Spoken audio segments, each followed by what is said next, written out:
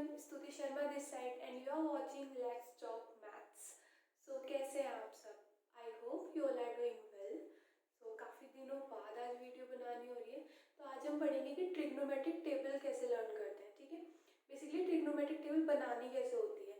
Exam में जब आप जाओगे तो हो सकता है आप कुछ वैल्यूज भूल जाओ कुछ ट्रिग्नोमेट्रिक रेशियोज की, तो उसके लिए आपको टेबल याद होनी चाहिए. ठीक है, तो आज हम देखेंगे टेबल कैसे बनाएं, और इसके लिए एक टिप भी है. ठीक है, बहुत इंपॉर्टेंट टिप है एग्जाम के लिए. क्या कि सबसे पहले जाके आप रफ पेज पे सबसे पीछे अपनी बोर्ड की कॉपी में ट्रिग्नोमेट्रिक टेबल जरूर बनाइएगा. ठीक है, तो चलिए देखते हैं ट्रिग्नोमेट्रिक टेबल कैसे बनती है. तो सबसे पहले ट्रिग्नोमेट्रिक टेबल बनाने के लिए सबसे ज़्यादा इम्पॉर्टेंट है कि आप 6 वर्टिकल लाइंस खींचोगे, 1 2 3 4 5 एंड 6. ठीक है, और उसके बाद आप 8 हॉरिजॉन्टल रोज बनाओगे. ठीक है, 1 2 3 4 5 6 7 एंड 8. तो आपकी 6 वर्टिकल कॉलम्स है और आपकी 8 हॉरिजॉन्टल रोज है. ठीक है, आई होप आपको इतना क्लियर हो. अब हम सबसे पहले लिखेंगे और इसी सीरीज में आपको क्या करना है, इस टेबल को याद करना है. ठीक है, तो ये इधर आएंगे आपके टी रेशियोज, ट्रिग्नोमेट्रिक रेशियोज. तो सबसे पहला जो टी रेशियो होता है वो होता है साइन. आप यहाँ पे एक लाइन छोड़ोगे. फिर होता है कॉस, फिर होता है टैन, फिर होता है कॉट, फिर होता है सेक और फिर होता है कोसेक. आपको यही सीरीज याद करनी है, sine cos tan cot sec cosec. ठीक है, यहाँ पर क्या आएगा वो मैं भी बताऊंगी. यहाँ पर आएंगे आपके एंगल. यहाँ पे आपका 0 degree, this one is for 30 degree, this one is for 45 degree, 60 degree and this one is for 90 degree. I hope आपको इतनी बातें क्लियर हो गई होंगी. ठीक है, और यहाँ तक आपको समझ में आएगा. तो सबसे पहले जो हमारी ट्रिग्नोमेट्रिक टेबल होती है उसमें सबसे पहले हम निकालते हैं साइन की वैल्यू. साइन की वैल्यू निकालते के साथ ही आपकी सारी टी रेशियोज की वैल्यू आ जाएगी. अब वो कैसे आएगी, क्योंकि साइन से सब इंटरकनेक्टेड होता है. अब वो कैसे होता है वो देखेंगे. ठीक है, उसके लिए हमें क्या है, कुछ इंपॉर्टेंट फॉर्मूले याद होने चाहिए आपको. सबसे पहली बात है कि टेन का फॉर्मूला याद होना चाहिए. साइन में क्या होता है, तो टेन थीटा होता है आपका sine theta divided by cos theta. ये मैंने आपको पहले भी बताया था. सेकंड वन इज होता है आपका कॉट थीटा. कॉट थीटा क्या होता है, cot theta is the reciprocal of tan theta. Clear है. नेक्स्ट थर्ड वन होता है आपका sec theta. Sec theta is the reciprocal of cos theta. Cosec theta is the reciprocal of sine theta. I hope आपको यहाँ तक clear होगा और समझ में आएगा. टेन थीटा का जो टेन थीटा की जो वैल्यू होती है sine theta upon cos theta. Cot theta की वैल्यू होती है 1 upon tan theta. Sec theta होता है 1 अपॉन कॉस. कोसेक होता है 1 अपॉन साइन. ये दोनों एक दूसरे के रेसिप्रोकल होते हैं. ठीक है, तो हम ये 4 जो फॉर्मूले हैं वो हम इन टी रेशियोज को निकालने के लिए यूज करेंगे. ठीक है, आई होप आपको यहाँ तक क्लियर होगा. अब हम देखेंगे कि हम साइन की वैल्यू कैसे निकालेंगे. साइन की वैल्यू निकालेंगे सारी वैल्यूज अपने आप आती चली जाएंगी. तो चलिए देखते हैं साइन की वैल्यू कैसे निकालेंगे. तो साइन की वैल्यू निकालने के लिए जो मैंने स्पेस छोड़ा है, ठीक है, हम इसमें आते हैं. अब आप बताइए कि हमारी काउंटिंग कहाँ से शुरू होती है, 0 से. ठीक है, वैसे तो 1 से शुरू होती है. ठीक है, लेकिन इस टेबल को याद करने के लिए मान के चलेंगे कि 0 से हमारे नंबर स्टार्ट होते हैं. ठीक है, तो आप सबसे पहले यहाँ पे लिखोगे 0 1 2 3 एंड 4. आई होप आपको यहाँ तक क्लियर होगा, समझ में आएगा. 1 0 1 2 3 एंड 4. अब यहाँ पर खत्म किस नंबर से हो रहा है, 4 से. तो जिस नंबर से खत्म होता है हम सारे नंबर्स को उस नंबर से क्या करते हैं, डिवाइड कर देते हैं. ठीक है, यहाँ पे सिर्फ 4 डिजिट्स तक आ रहे हैं तो मैंने सबको 4 से क्या कर दिया, डिवाइड कर दिया. अब मैं क्या करूँगी, इनके ऊपर चढ़ा दूंगी स्क्वायर रूट. ठीक है, सबका स्क्वायर रूट करूँगी. आपको ये याद करनी पड़ेगी, सिर्फ आपको जस्ट ये याद करना, उसके बाद आपकी सारी टेबल क्लियर हो जाएगी. ठीक है, अब इसको सॉल्व करने के बाद जो वैल्यू आएगी वो आपकी साइन की वैल्यू होगी. तो चलिए इसको सॉल्व करते हैं और देखते हैं. तो अगर आपका न्यूमरेटर में 0 हो और डिनोमिनेटर में कोई भी कितनी भी बड़ी वैल्यू हो, और चाहे वो पूरा नंबर रूट में ही क्यों ना हो, है ना, तो आपका आंसर हमेशा 0 आता है.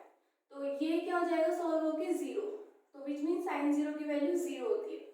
अब अगर मैं इसको रूट से बाहर निकालूं, 1 का रूट 1 होता है और 4 स्क्वायर रूट होता है किसका, 2 का. तो दिस वन इज 1/2. इसी तरीके से यहाँ पे अगर हम सॉल्व करते हैं, ये है √2/4. तो जो √2 होता है वो किसी का स्क्वायर रूट नहीं होता प्रॉपर, लेकिन 4 होता है 2 का. ठीक है, तो 2 को हम क्या लिख सकते हैं, इस रूट का मतलब क्या होता है, मैंने पहले ही बताया था आपको कि रूट का मतलब होता है आधी पावर, ठीक है। तो इस 2 को हम ब्रेक करके लिख सकते हैं √2 इंटू √2। तो इस √2 से जब ये √2 कैंसिल होगा तो सिर्फ आपका √2 बचेगा, या फिर आप इसको ऐसे सॉल्व कर सकते हो, 2 से 4 कटेगा तो 2 2 जा 4 तो ये 1/2 हो गया, तो ये बचा आपका रूट में 1/2। √1 की वैल्यू 1 होती है, √2 की वैल्यू √2 ही होती है, तो ये आपका आएगा 1/√2। आई होप आपको क्लियर हुआ होगा। तो sin 45 की वैल्यू 1/√2 होती है। सेम इसी तरीके से sin 60 की वैल्यू निकालेंगे, √3 किसी का स्क्वायर रूट नहीं होता और प्रॉपर स्क्वायर रूट नहीं होता, ये 4 से भी डिविजिबल नहीं है, तो ऊपर √3 रहेगा और 4 2 का स्क्वायर रूट होता है, तो √3/2।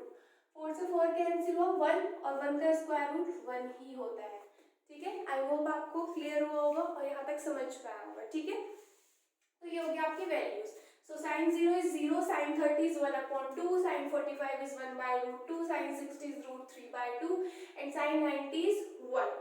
अब हम देखेंगे कि हम cos की वैल्यू कैसे निकालेंगे। मैंने यहाँ पे tan, cot, sec, cosec सबका फॉर्मूला लिखा है, लेकिन सिर्फ cos का नहीं लिखा है, ठीक है। तो हम देखेंगे कि cos की वैल्यू कैसे निकालेंगे। तो जो वैल्यू sin की 0 से 90 की तरफ चलती है वो सेम वैल्यू cos की 90 से 0 की तरफ चलती है। इसलिए मैंने आपको बोला था कि हमें इसी सीरीज में ये टी रेशियोज को लिखना होगा। सो हम क्या करेंगे, घुमा देंगे इसको। सो यहाँ पे ये 1 यहाँ पे सबसे लास्ट में, ये सबसे पहले आ जाएगा। सो cos 90 हो गया 1। इसी तरीके से √3/2 को हम यहाँ पे लिख देंगे, दिस इज √3/2। 1/√2 के लिए कुछ है नहीं क्योंकि 5 ही हमारे पास क्या है, 5 ब्लॉक्स है, 5 ब्लॉक्स है, यहाँ पे 5 ब्लॉक्स है, ये इधर आएगा, ये इधर आएगा, तो ये तो यही रहेगा, तो हो गया 1/√2। ये इधर गया 1/2 और ये इधर गया, दैट इज 0।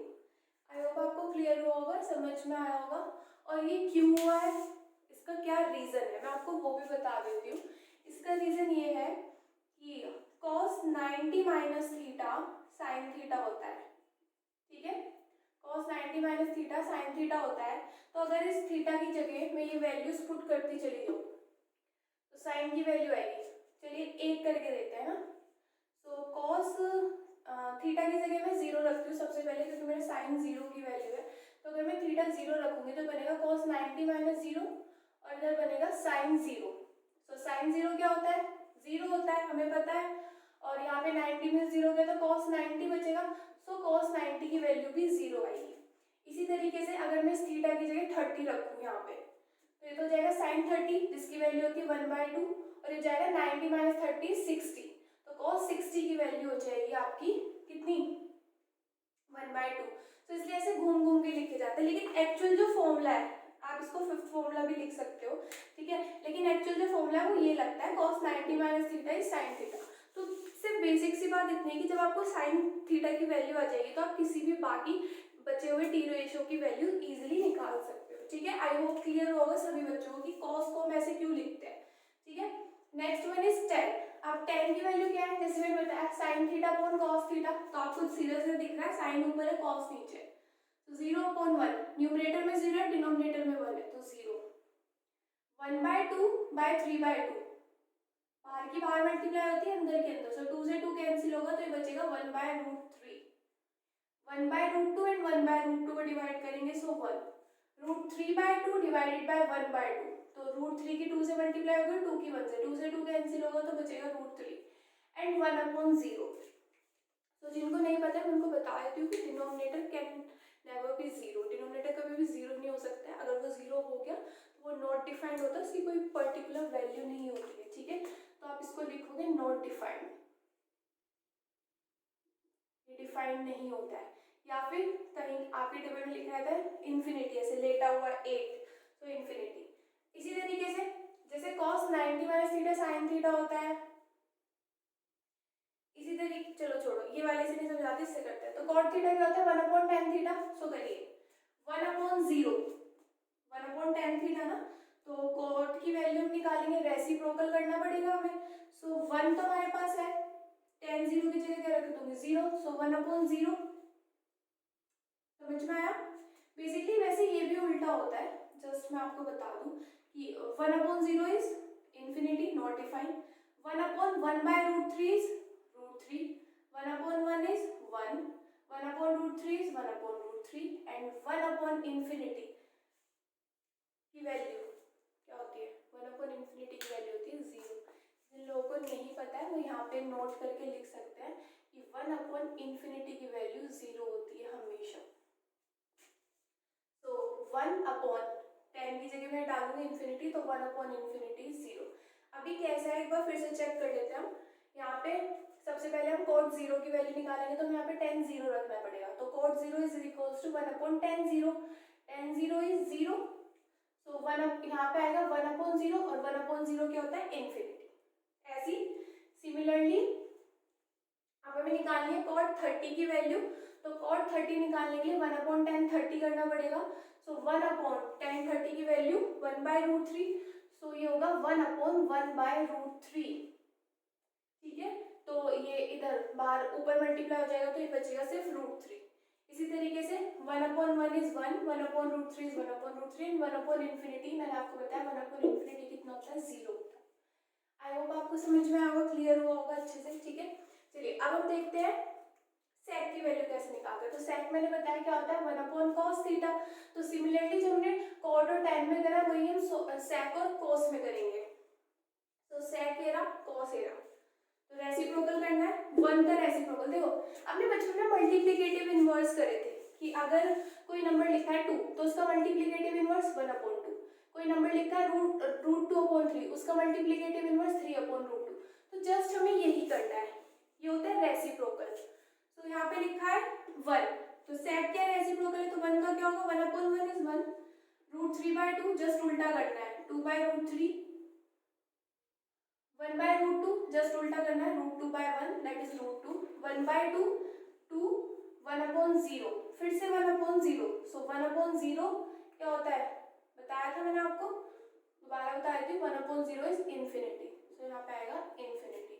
आई होप आपको क्लियर होगा, समझ में आएगा। फिर से कोसेक इसका ऐसे जस्ट उल्टा चलता है, लेकिन फिर भी हम ये करेंगे 1/sin।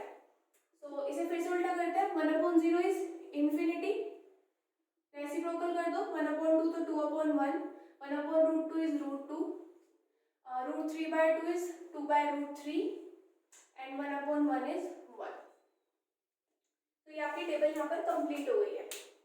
आई होप आपको क्लियर हुआ होगा, समझ में आई होगी कि टेबल कैसे बनी है। बाकी इन दोनों में आप ये वाला सेम रिलेशन भी लगा सकते हो, क्योंकि tan 90 माइनस थीटा भी cot थीटा होता है और sec 90 माइनस थीटा भी cosec थीटा होता है। तो थोड़ा सा क्विक एक बार रिवीजन करते हैं। तो सबसे पहले साइन की वैल्यू निकालने के लिए हमें ये करना पड़ता है। ठीक है, cos की वैल्यू जैसे इसको उल्टा करके आ जाती है। ठीक है, tan की वैल्यू दोनों को डिवाइड करके आ जाती है, cot की वैल्यू फिर से इसको उल्टा कर दे। देखिए infinity is infinity, √3 is there, 1 is इधर, 1/√3 ये रहा और 0 0। ठीक है, sec और cosec, sec को फिर से आप 1/cos कर दो तो sec की वैल्यू हो जाती है, cosec करने के लिए फिर से हम उल्टा कर देते हैं, infinity to √2 as it is 2/√3 and 1। So I hope आपको ट्रिग्नोमेट्रिक टेबल पूरी क्लियर हो गई होगी, जिसके लिए मैंने ये 5 फॉर्मूले यूज करे हैं। 1/∞ की वैल्यू हमेशा 0 होती है और 1/0 की वैल्यू हमेशा इन्फिनिटी होती है। सो आई होप आपको आज का लेक्चर समझ में आएगा। सो मिलते हैं अगली वीडियो में। Thanks for watching guys. अगर ये वीडियो आपको अच्छी लगी है तो प्लीज़ लाइक एंड शेयर कीजिए। Target is 50 likes and 10 subscribers. और अगर अच्छी नहीं लगी है तो प्लीज़ कमेंट सेक्शन में बताइए। I will improve it in my upcoming videos. Bye bye.